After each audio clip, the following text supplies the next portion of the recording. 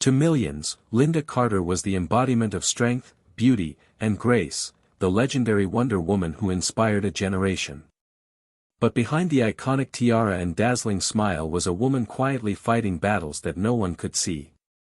Away from the spotlight, her world was marked by deep emotional wounds, devastating losses, and a relentless struggle to hold herself together while the world saw only perfection. This is the untold story of Lynda Carter, a journey of pain, resilience, and the silent heartbreak that shaped her real life far more than any role ever could. Lynda Carter's journey to fame wasn't just written in lights, it was etched in perseverance, raw talent, and unshakable resilience. Her rise to stardom in the 1970s captured the hearts of millions, but the real fight took place far from the cameras. Born in Phoenix, Arizona, to Colby Carter and Juana Cordova, Lynda grew up in a richly diverse household shaped by her father's English and Irish lineage and her mother's Mexican, Spanish, and French heritage. Alongside her siblings, Vincent and Pamela, young Lynda stood out with a natural charisma that couldn't be ignored. That spark first lit up television screens when she was just 5 years old, appearing on Lou King's talent show. Her early years were filled with a deep love for music, and in high school, she joined a band called Just Us. It was an eclectic group, featuring a lineup as unique as its sound, with instruments like the marimba, conga drums, acoustic guitar, and even a stand-up bass, played by another female musician. From the very beginning, Lynda Carter wasn't just performing, she was paving the road for a future that would demand strength, grace, and an extraordinary will to endure. By the time Lynda Carter was just 15 years old, she was already showcasing the kind of determination that would later define her career, earning money by singing at a local pizza parlor, turning her voice into a source of independence. At 16, she joined her cousin's band, The Relatives, and it was there that she met a young Gary Burghoff, who would later become famous for his role as Radar in MASH*, playing drums for the group. The band soon landed a major opportunity, a 3-month gig at the Sahara Hotel and Casino Lounge in Las Vegas. But because Lynda was under 21, she couldn't even walk through the front door, she had to enter through the kitchen like hired help, a reminder that even rising stars sometimes start in the shadows. In 1970, she auditioned for a new group, the Guerin Gathering, led by Howard "Speedy" Guerin. Their first performance was humble, held at the Holiday in Chinatown in San Francisco, so new that there wasn't even a sidewalk yet. Their audience? Mostly hotel staff and garage valets. Still, they pushed forward, touring the Silver Circuit in Nevada, playing casino lounges from Lake Tahoe to Reno. For years, Lynda sang under smoky lights and flashing neon, grinding through late nights on stages that barely noticed her shine. But in 1972, she took a leap of faith. She left the band behind, returned to Arizona, and set her sights on acting. It was a bold move, and one that would lead her to become a legend. From Queen of Beauty to movie star, Lynda participated in and won a local beauty pageant in Arizona in 1972. She went on to represent Arizona in the Miss World USA 1972 pageant and win the title after this triumph brought her on the national arena. She later competed in Miss World 1972 as a representative of the United States and placed in the top 15. Lynda relocated to New York to pursue acting after her charm and attractiveness attracted notice. She attended a number of acting schools, and Les Moonves, who would go on to become president of CBS, was one of her acting partners at this time. In 1974, Lynda landed her first acting role in the Roots of Anger episode of the police drama Nakia. After that, she appeared in a few low-budget B films and made cameos on well-known programs like Star and Hutch and Cause. But she had yet to get her big break. She nearly gave up on her dream in 1975. She was considering returning to Arizona because she only had $25 left in her bank account.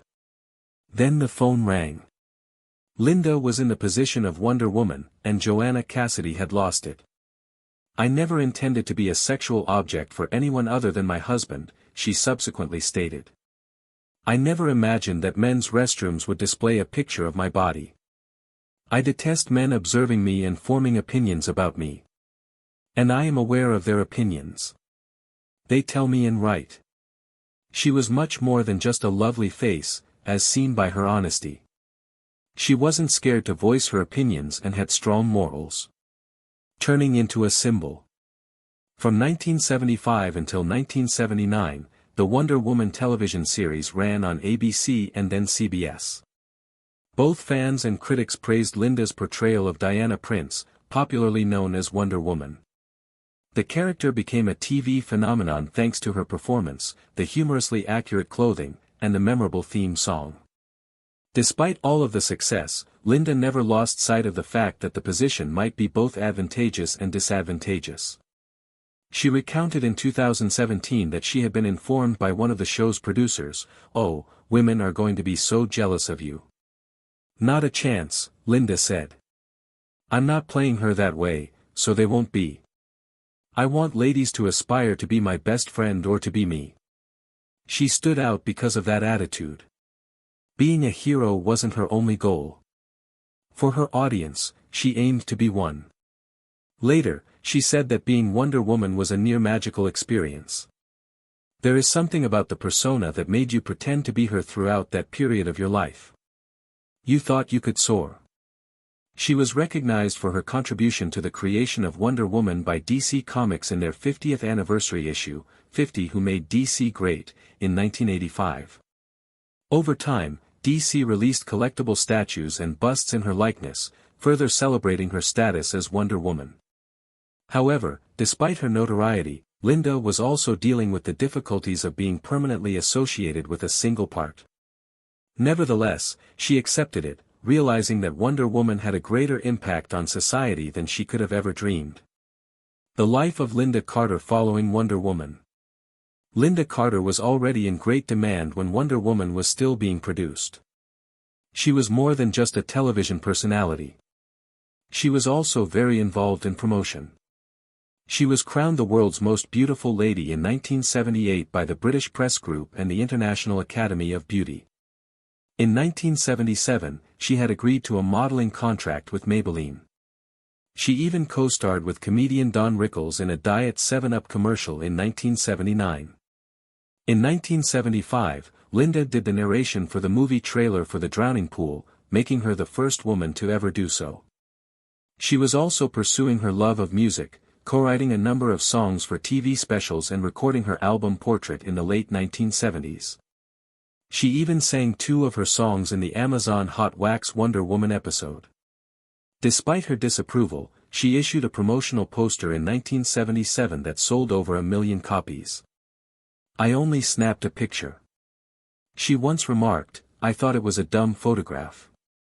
Additionally, she was initially cast as a Playboy Playmate bunny in Apocalypse Now, but she was forced to depart due to her Wonder Woman schedule and poor weather delays. When she made an appearance on The Muppet Show in 1980 following the conclusion of Wonder Woman, the Muppets' persistent joke was that she was actually Wonder Woman. She had her own musical television specials, such as Body and Soul, Celebration, Street Life, and Lynda Carter's Special Encore. In 1983, she starred in the television film Rita Worth, The Love Goddess. In 1984, she co-starred with Lonnie Anderson in the television series Partners in Crime. She began her own production firm, PTOIC Productions, and was busy with TV movies and advertisements during the 1990s. In 1993, she also provided the narration for the audio novel Where There's Smoke. Wonder Woman gained popularity among a new generation in the 2000s because to reruns. In her roles in movies such as Sky High, The Dukes of Hazzard, and Super Troopers, she made the remark, "I'm not Wonder Woman, you know." She voiced characters in computer games like Fallout 4 and The Elder Scrolls, wrote and performed game tunes, and appeared as a guest performer on Smallville. She performed at prestigious venues across the country, releasing albums including At Last, Crazy Little Things, and Red, Rock, and Blues, and went on tour with her musical cabaret show. She attended a Wonder Woman event at the UN in 2016 with Galadoo and others, but the initiative was abandoned due to criticism.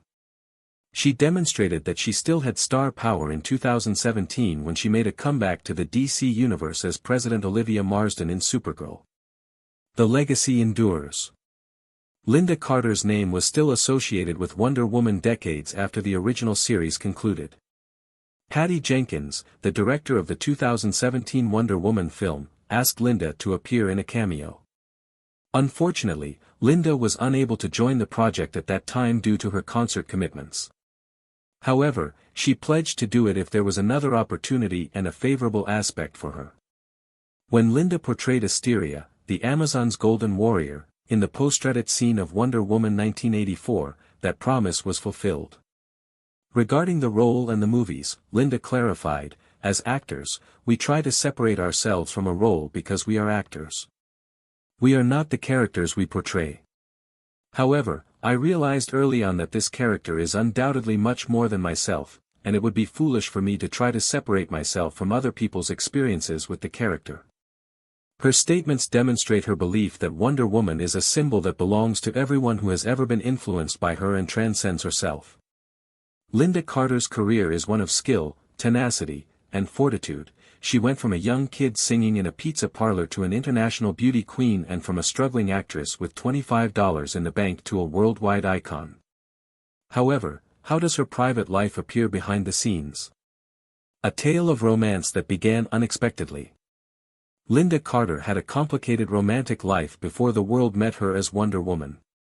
She briefly dated French singer Michelareth in 1973, but their romance ended quickly.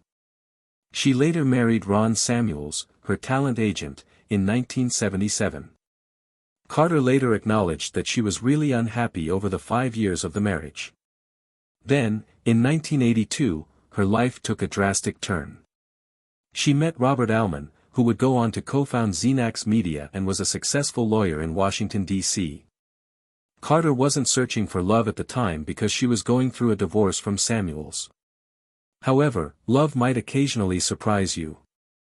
After falling in love, Carter and Altman were married in 1984. In 1985, she even left Hollywood to spend a few years with him in Washington, D.C. They created a wonderful life together. James and Jessica were born in 1988 and 1990, respectively. Just before James was born, the family constructed a 20,000-square-foot Georgian-style estate in Potomac, Maryland. They even had their house on TV and in magazines. It seems that this couple had everything: success, family, and love. However, there would be difficulties along the way, and one of those difficulties would garner national attention. Supporting him during the storm. One of Robert Altman's greatest challenges came in 1993. A widely reported jury trial involving the Bank of Credit and Commerce International and its covert purchase of First American Bank shares incorporated ensnared him. The case garnered a lot of attention and was very large. For Carter, it was more than just a news article. Her husband's life was at stake. She remained by his side the whole time. In fact, cameras captured Carter embracing him and saying, not guilty," for everyone to hear when the verdict was announced and he was found not guilty. That instance demonstrated how strong their relationship was.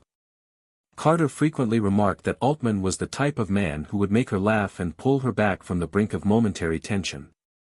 She described their relationship as genuine despite its ups and downs and ins and outs.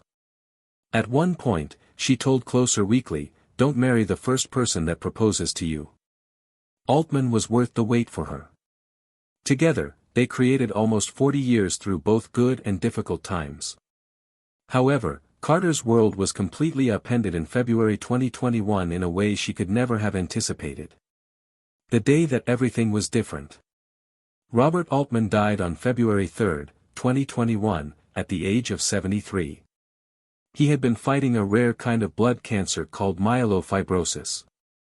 Carter was aware of his illness, but nothing could have prepared her for his departure. "It still gets to me," she added in a public statement. "It still amazes me that I lost him." She felt lost after losing him after 37 years of marriage. She acknowledged that it's quite scary. "Without Robert, I'm not sure who I am." She disclosed in a different interview how much her everyday life had been consumed by the grief. "When I think of him, I probably cry 3 times a day in the morning. Nothing could prepare our family for this moment, but we will do our best to follow our dreams and honor the legacy you've left behind," she wrote in a devastating Instagram tribute immediately after his passing. "I shall always and forever love you." There was more to Almond's death than the loss of a spouse. It was the death of her dearest friend, her companion, and the person who had supported her for almost 40 years. Even though Carter didn't yet know who she was without him, she started looking for a way to move on despite her pain. Carter has always been more than just an actor, and she turned heartbreak into music. She is also a gifted vocalist who has given performances at venues such as the Kennedy Center in Washington, D.C., and the Lincoln Center in New York. She used music as a way to cope with her loss and preserve Altman's memory. On October 29, 2021, she started working on a new song titled "Human and Divine." She revealed that she felt incredibly inspired and sensitive when penning the song. It was influenced by the romance between Steve and Diana in Wonder Woman 1984 as well as her relationship with Altman. The love between Steve and Diana, and then the love that some of us are so fortunate to have in our lives, the great love stories over the ages, became about human and divine, she remarked. It was more than simply a song to Carter. There was a message. Inspiring others to connect with their own love stories, past or present, was her hope. She acknowledged that she is learning who she is without Robert in this new phase of her life.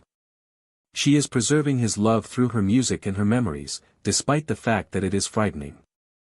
"I miss Robert every day," she once tweeted. "I am still strengthened and inspired by his affection." As Carter's life demonstrates, genuine love tales can occasionally surpass anything produced by Hollywood. And even after you say goodbye, they remain with you. But love and sorrow weren't the only themes in Carter's tale. She had suppressed additional chapters until she made the decision to come forward. She broke her silence. Lynda Carter didn't anticipate that her remarks would make the air feel so thick as she sat down in a quiet hotel lobby in New York. The woman who rose to fame in the 1970s as Wonder Woman was discussing the strength of the Me Too campaign. She then lowered her voice and replied in the affirmative when asked if she had ever experienced sexual assault or harassment at work. She disclosed that justice and punishment have already been meted out to her offender. She said that she had considered filing a lawsuit, but she would not provide his name or any information. "They've already done him in." According to her, there is no benefit to adding more. "And all of the women in the Bill Cosby case, in my opinion. I also believe them." Carter added, "Why would they lie," when she stated that she thought President Trump's accusers were credible. She wanted the misbehavior of the individual involved to be the main focus, not herself. "It has to do with him being a jerk. Legally, there is nothing I can do," she replied. "I would if I could." She acknowledged that it had taken a while to recuperate from the experience and was most likely still going on. She had been moved by the advent of the Me Too movement. Although she thought sexism was still more prevalent in some places, she hoped it would result in long-lasting reform. From the Wonder Woman set, she provided one startling example. To spy on her, a cameraman punched a hole in the wall of her dressing room. She claimed that after they caught him, they drummed him out of the company and dismissed him.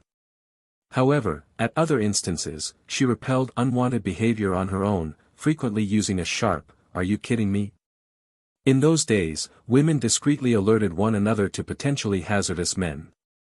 They'd remark, "Watch out for so-and-so," it was their sole line of defense. However, speaking up could result in blacklisting. She questioned, "Who's going to believe you?"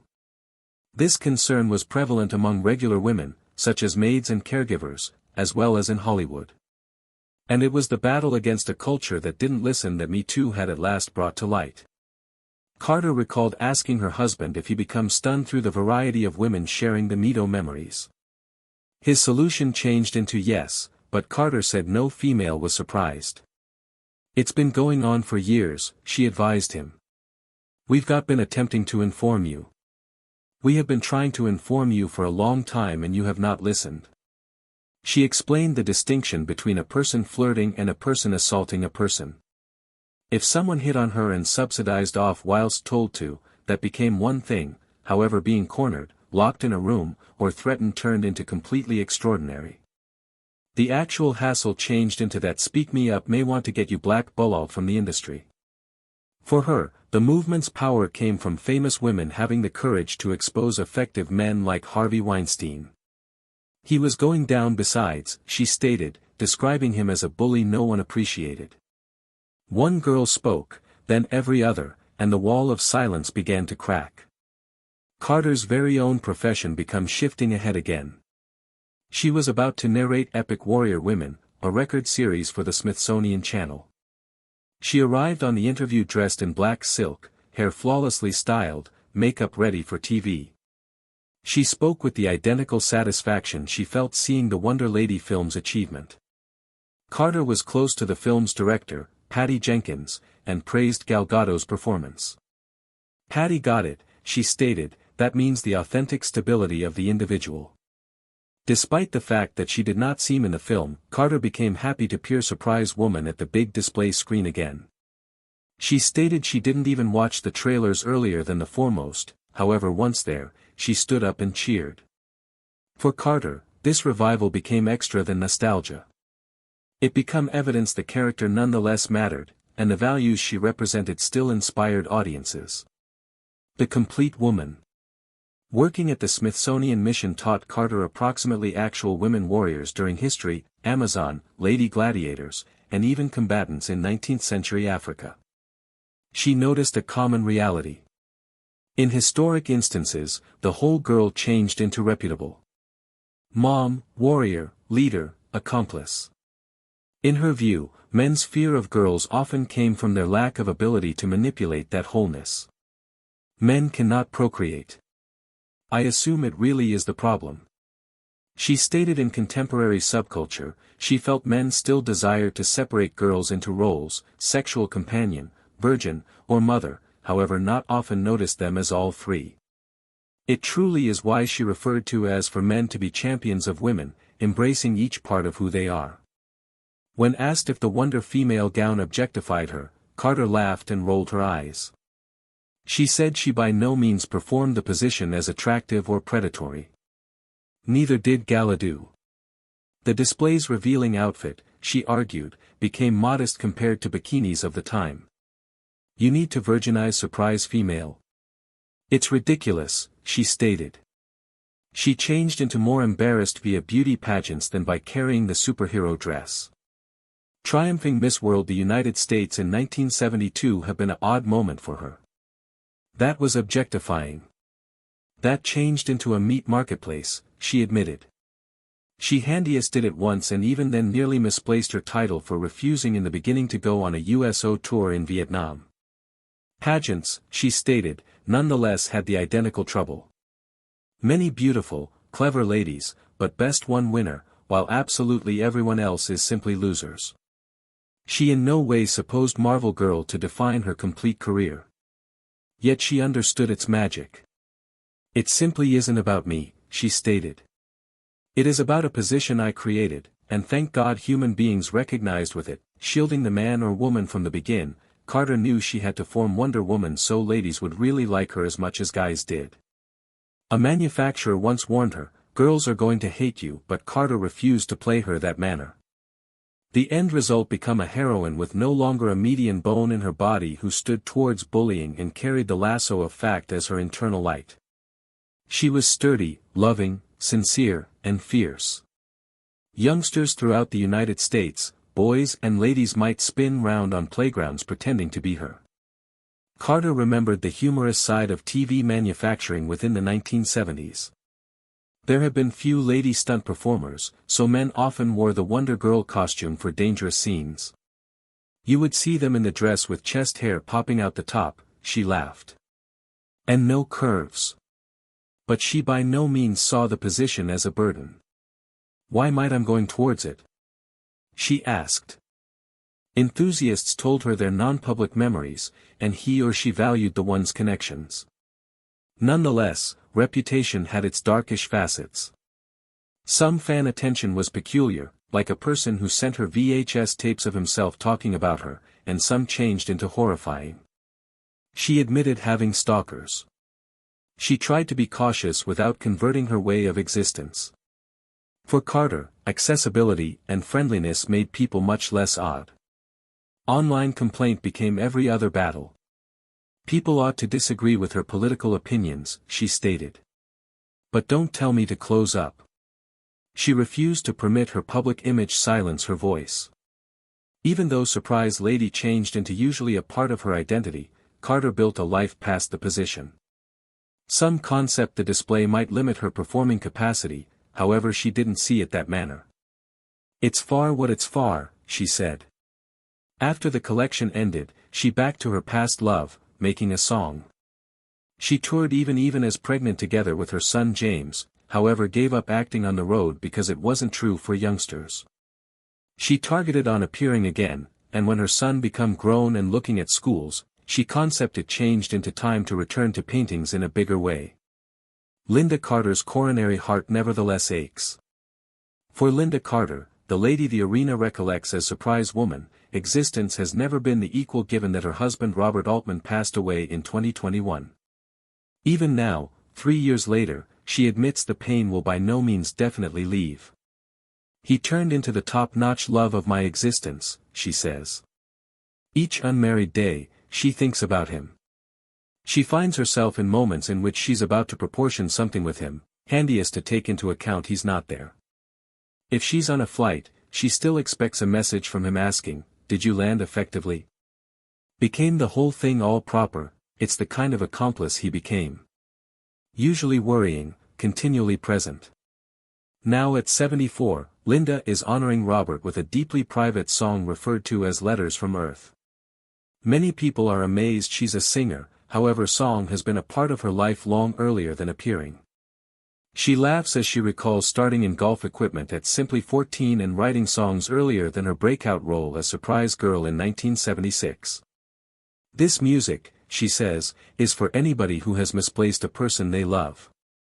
She explains, the soul of the song is about how you miss a person so much because they had been any such presence on your life that it is nearly impossible to imagine that you might not bodily see them again on this existence. She describes it as nearly a prayer, wondering where in there, feeling like they failed to just vanish due to the fact there may be still a lot of them left within the hearts of the folks that cherished them.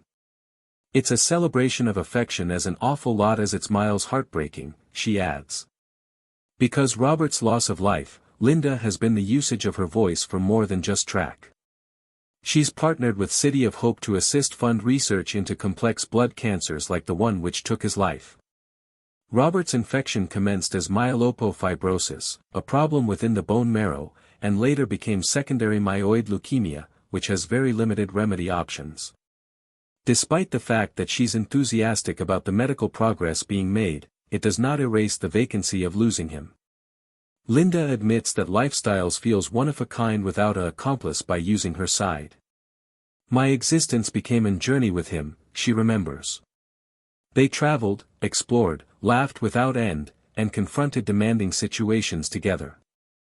Now, she says, doing matters alone just isn't as a good deal fun. She leans on her near girlfriends and her youngsters, Jessica and James, who had been also very near their father. They speak approximately him frequently, retaining his reminiscence alive.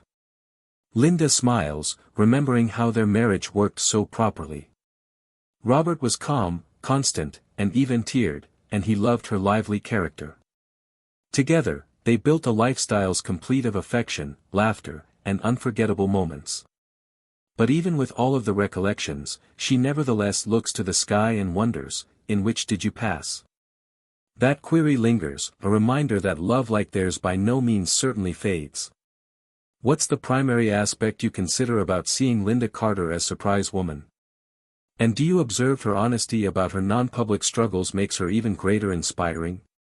Share your mind in the remarks under. And consider to hit like, subscribe, and stay tuned for extra extremely good memories from Hollywood's fascinating history.